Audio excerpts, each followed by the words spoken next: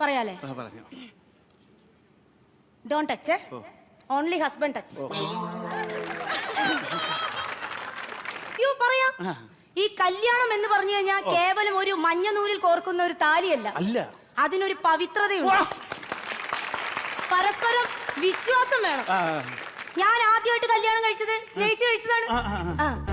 അങ്ങനെ സ്നേഹിച്ച് കല്യാണം കഴിച്ച ഒരു 2 മാസം കഴിഞ്ഞപ്പോ ആ പവിത്ര ബന്ധം അങ്ങോട്ട് പോയി. അദ്ദേഹം മദ്യപാനിയായിരുന്നു. എനിക്കത് അഡ്ജസ്റ്റ് ചെയ്യാൻ പറ്റില്ല, വിട്ടു.